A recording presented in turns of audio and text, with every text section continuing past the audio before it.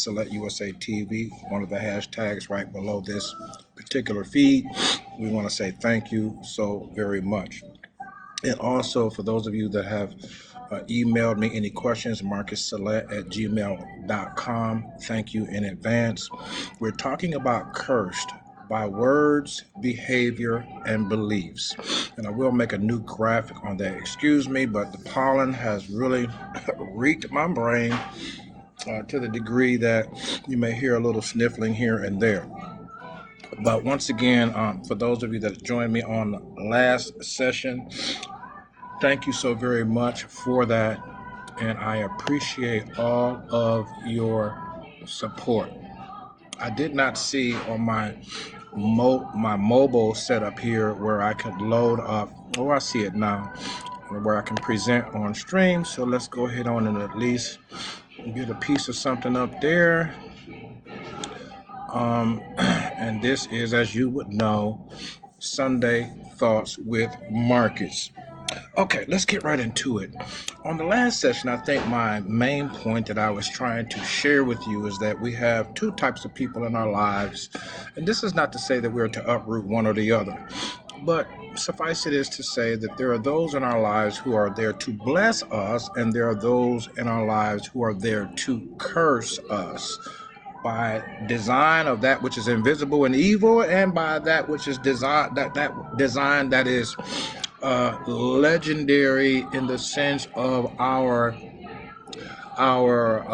angels, our guardian angels, our ancestral angels and spirits, because some people act like they don't believe in that, but sometimes when you read the Bible, it says the God of Abraham, Jacob, and Isaac. The spirit that we're talking about is identifiable with these legendary or these legacy names, Abraham, Jacob, and Isaac. So that's why I say it that way.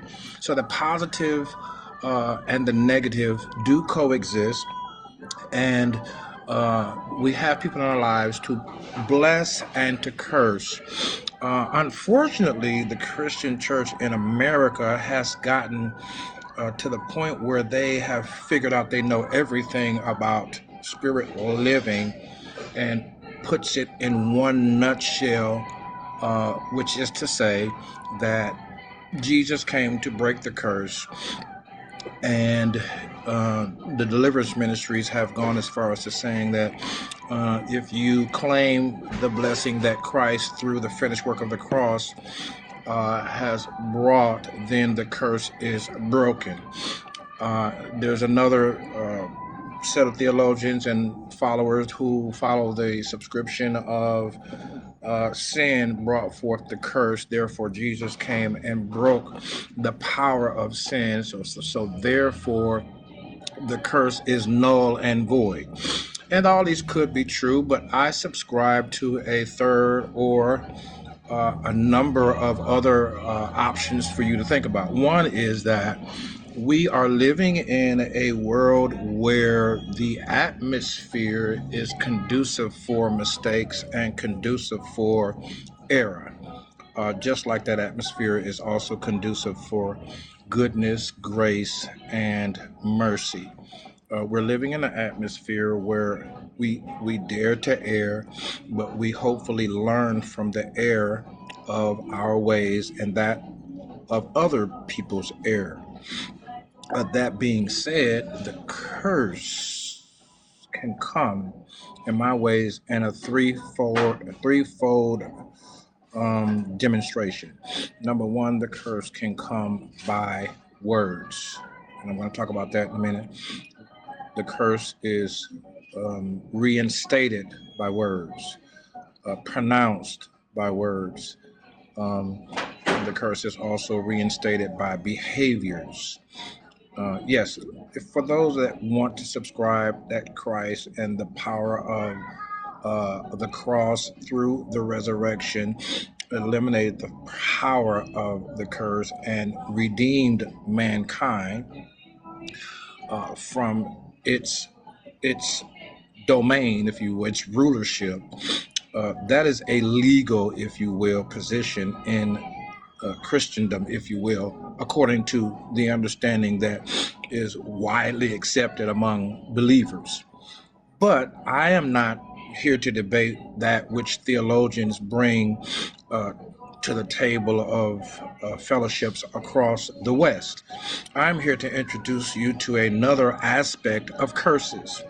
The fact that you are calling your baby names, or you're calling your wife names, or you're calling your husband names, or that you're going out and doing something behind somebody's back is just a minuscule evidence of how we curse. How we curse really initially begins with the sin factor, as we say, with the human factor, I would like to say, because if we're going to live in the atmosphere, particularly in the West, we have to learn to live by spirit, not necessarily the spirit, but by spirit. If a man should worship God, if a man should worship Elohim, if a man is to worship Jehovah Jireh, he is to do it by virtue of his spirit, right? And in truth. So there's a dual requirement to enter into some aspect of enlightenment through spirit and in through truth. Both can be argumentative at times. Truth, the revelation thereof, can be upgraded, and that's why we talk about the curse coming through beliefs. Until we believe we deserve the best, until we believe that we make mistakes, until we believe that we contribute to the error or to the lives of others through error, we err. And in using my story, if I could briefly sum it up this way, I grew up not being believed in, and therefore myself subconsciously inducing or accepting an atmosphere by which subconsciously I was producing what I was told. You're never going to be anybody. You're always hard-headed. You're a madman. You will not succeed because you didn't do what I prescribed. And therefore, along with those words come behaviors of judgmentalism, behaviors of isolationism, and maybe even behaviors of abandonment and rejection. And so I'm just trying to show you how that curse doesn't mean there's a spell, but then again, perhaps the spell is.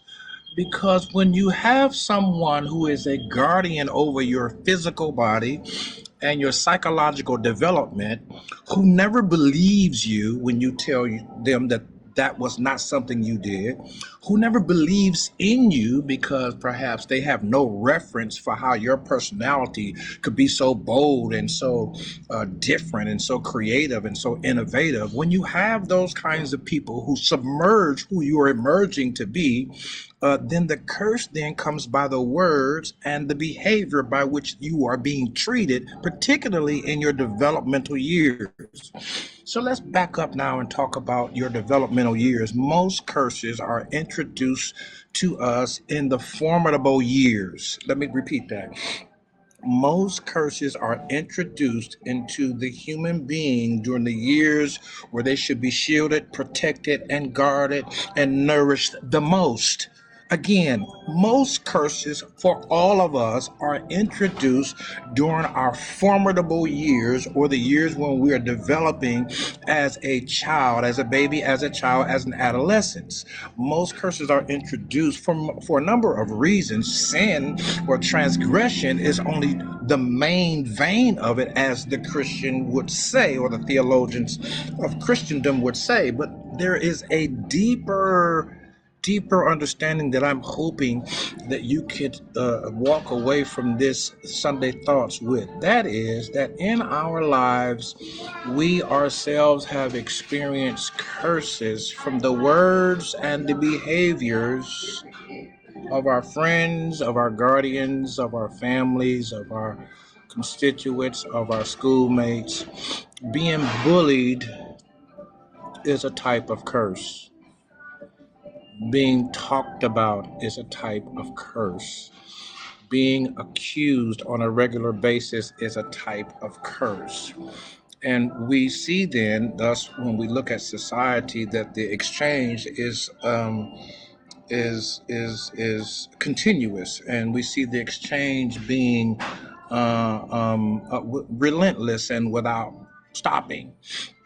And sometimes you do not get your breakthrough until you run into someone who looks past your judgment, past your wrongdoing, past the accusations of how they or someone painted you to be, someone who looks past your reaction to the things that have happened to you and see you in your future. That's what my show is always about, and everything in my life's work has always been about seeing you where you do not see yourself, seeing you in the future. As one song says, knowing that in the future you look better than you look right now.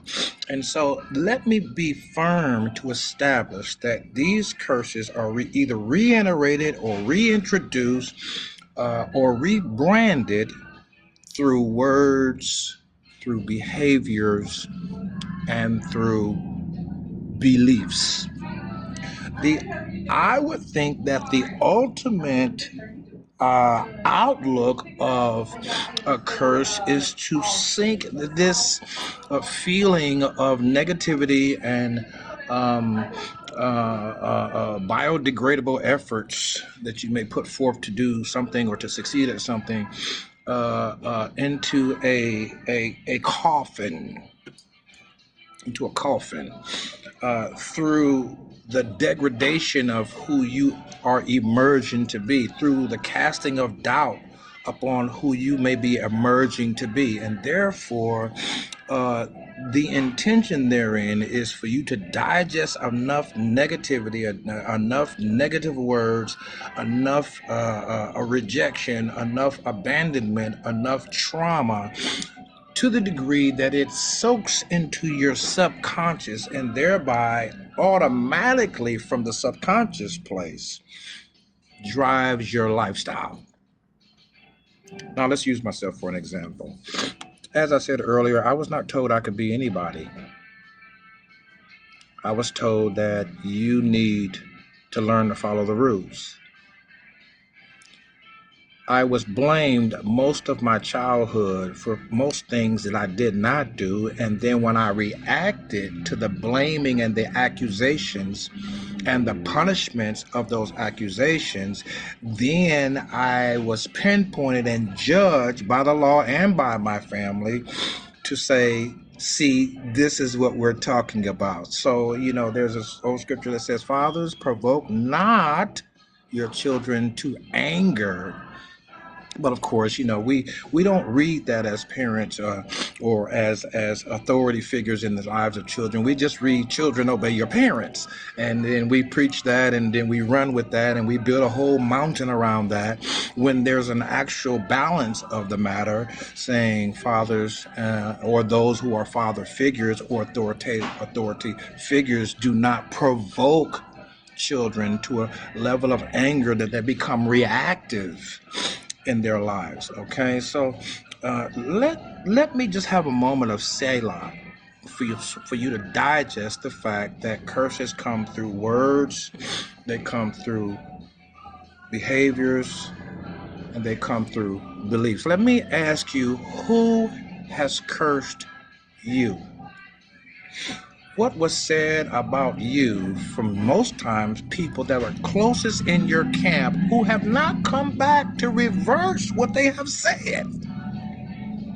This is another indication how you know that it's cursed, because they have not come back and had any remorse for the way they treated you. They have no remorse for what they spoke over you. They have no remorse of their accusation. And let me put this in there as a qualifier, that there may be some mental block or mental effect or mental challenge that will prohibit them from blessing you.